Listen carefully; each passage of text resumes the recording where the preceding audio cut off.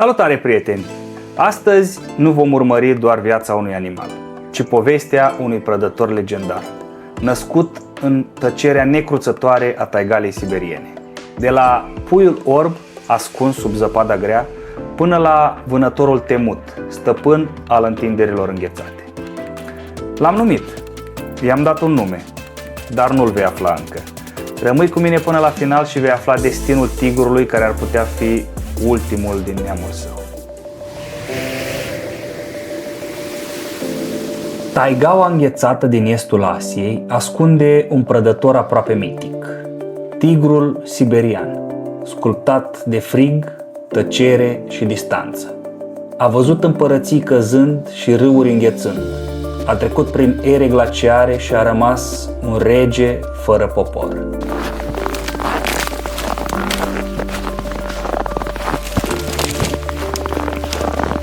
Astăzi, doar câteva sute ca el mai calcă zăpezile Siberiei. Fiecare naștere e o luptă, un pariu între viață, moarte și timp. Nu e doar un animal, e un vestigiu viu al lumii de ieri, un martor al gheții, un rege tăcut al frigului.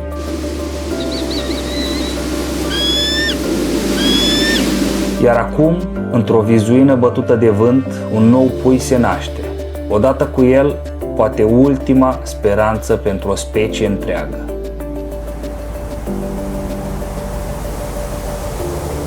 Într-o vizuină ascunsă sub un trunchi prăbușit, în inima taigalei biciuite de vânt, se aud primele scâncete. Un pui de tigru abia venit pe lume, orb, fragil, neajutorat. Blana lui e abia o umbră, iar lăbuțele tremură la fiecare atingere. Dar în trupul său minuscul se află un destin pe care încă nimeni nu-l vede.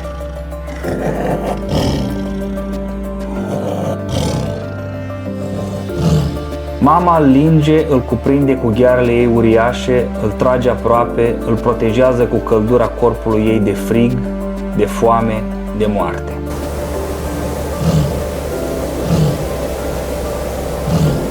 Și acum, pentru prima dată, îi dăm un nume. Nu pentru ce este acum, ci pentru ce va fi. Îl numim Arkan, din Arctic, Nordul etern și Kan, conducător, stăpân, pentru că într-o zi, dacă va supraviețui, va domni peste aceste întinderi de gheață. Dar drumul lui abia începe. În această lume rece și crudă, chiar și o singură respirație poate decide totul.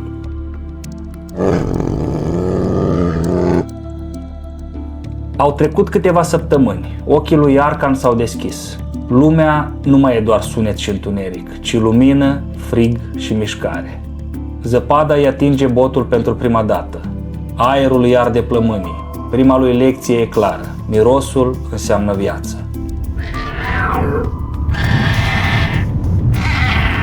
Arkan începe să exploreze vizuina. E singur cu instinctele, cu mama și cu frigul. Orice joacă devine antrenament. Lovitura stângace de azi va fi arma sigură de mâine. Pasul nesigur de acum va deveni saltul unui rege.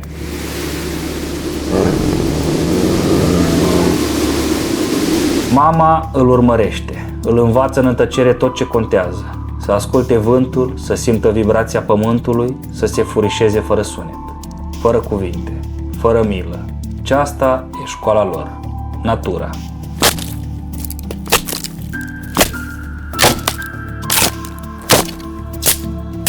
Dar chiar și liniștea e înșelătoare. În îndepărtare, o umbră mare se mișcă printre brazi. Arkan se oprește, își ține respirația, pentru prima oară simte friga. În taiga, un singur prădător în plus poate fi prea mult. Lecția de azi: joacă, învață, taci, supraviețuiește.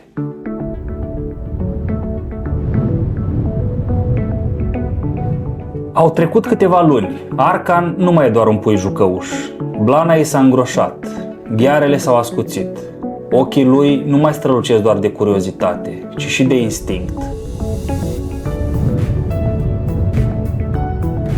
Zilnic își exersează mișcările, sare, aleargă, urmărește umbre, când vântul se schimbă se oprește. Ceva plutește în aerul rece.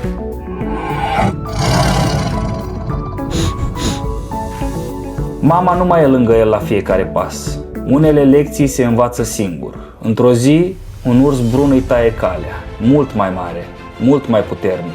Arkan rămâne pe loc. Respirația îi se taie. Pentru prima dată își vede moartea cu ochii deschiși.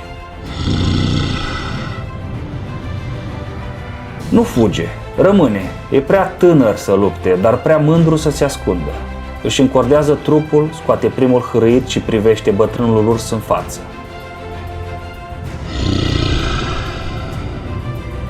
Mama apare, într-o clipă se așează între el și urs, fără teamă, fără zgomot.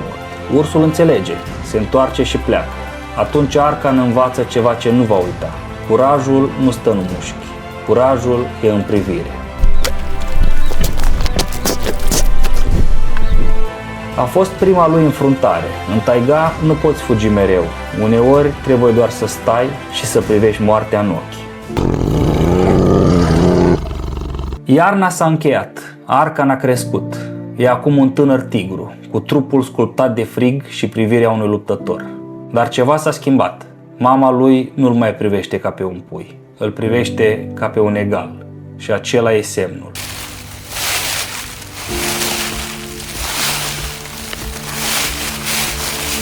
Într-o dimineață, mama îl conduce până la marginea teritoriului ei. Nu există rămas bun, nici o privire înapoi. În taiga, despărțirea nu are lacrimi. Libertatea e lege. Arkan se oprește, nu știe încotro să o ia, dar știe un lucru. Drumul nu mai duce spre siguranță, ci spre foame, lupte, furtuni și totuși nu dă înapoi. În tăcere își alege nordul, merge singur, pe urme pe care nimeni nu le-a mai călcat. Nu mai e pui, e vânător, e un tigru, cu destin. Așa se sfârșește copilăria lui Arkan, în singurătate, în tăcere, printre munți, fără nume. Fiecare pas un pariu cu moartea, dar și cu gloria. Zilele trec și Arkan nu mai e un tânăr lipsit de apărare. Mușchii s-au întărit, privirea ei s-a ascuțit și odată cu noul glas vine și cea mai grea lecție. Dacă vrei să trăiești, trebuie să ucizi.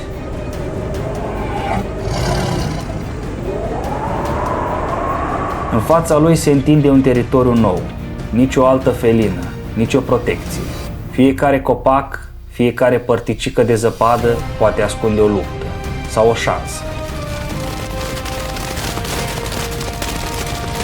Prima lui vânătoare e un eșec rușinos, calcă greșit, alunecă, ratează și în loc de carne gustă doar zăpada.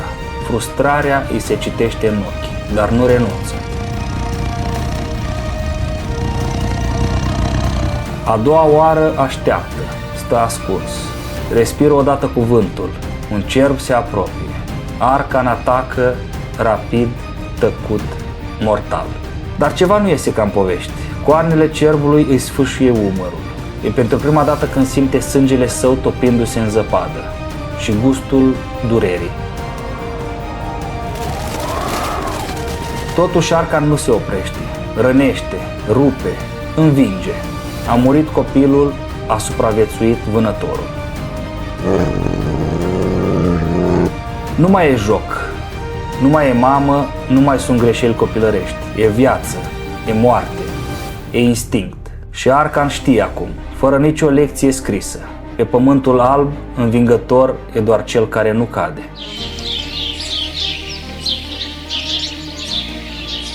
Iarna trece, zăpada se topește, iar în taiga rămâne o singură regulă. Doar unul poate fi rege.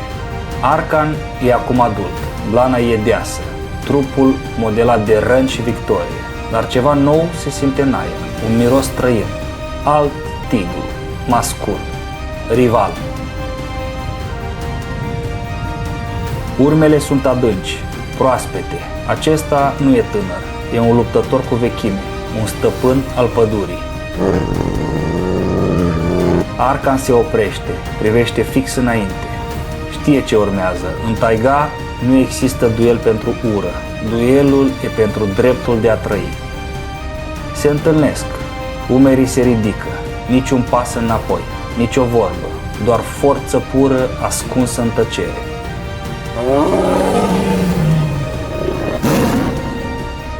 Arkan cade, dar nu cedează, se ridică, mușcă, luptă în tăcere pentru teritoriu, pentru instinct, pentru viitorul său, până când totul se oprește. Celălalt se retrage, înfrânt. Arkan rămâne în picioare rănit, dar nemișcat. Privirea lui e altfel. Nu mai e fiu, nu mai e ucenic, e stăpânul, e regele alb, e Arkan.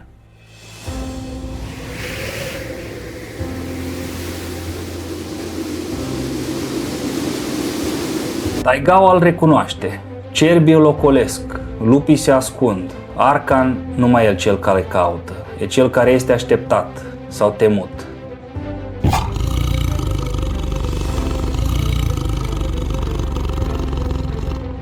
Nu mai luptă pentru fiecare pas, cicatricile de pe trup nu mai dor, vorbesc, spun cine e, ce a făcut și cui îi aparține pământul alb.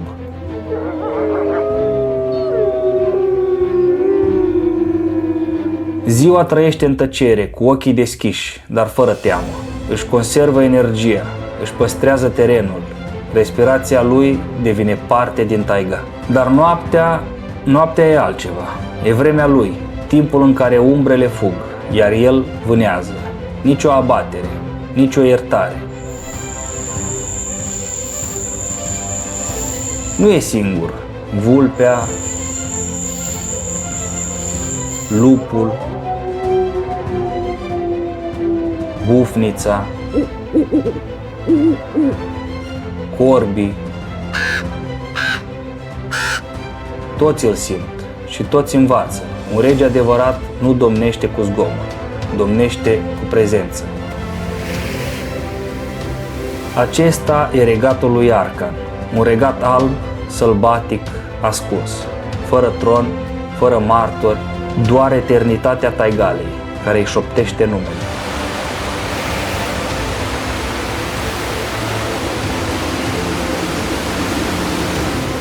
Domnia lui Arkan a fost tăcută și perfect echilibrată cu Taigawa, dar echilibrul nu e o lege pentru oameni.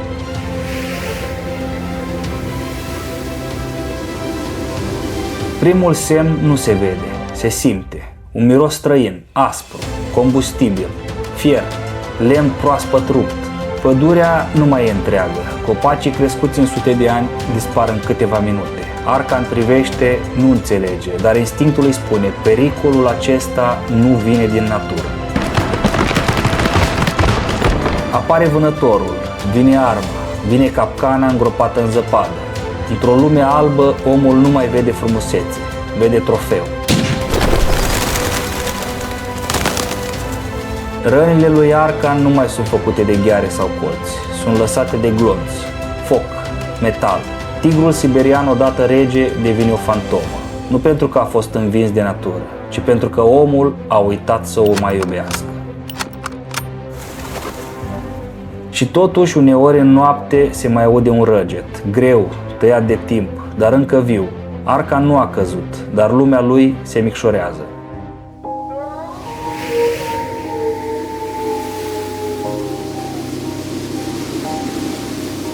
În adâncul taigalei există locuri unde timpul nu fuge, dar se întinde, ca un râu de gheață sub celuri rece. Acolo trăiește și povestea lui Arkan, nu scrisă pe hârtie, ci în zăpadă, în copaci, în urme.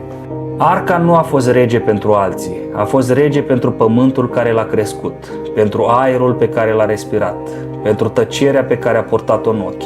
Nu l-am văzut în palat, nici în aur, l-am văzut în fulgi de zăpadă și în gheare reci ca stelele. Îl mai putem întâlni într-o fotografie, într-un vis, într-un documentar cu silueta lui alunecând printre brazi. Dar lumea lui se micșorează, iar legenda lui se stinge dacă nu o spunem mai departe.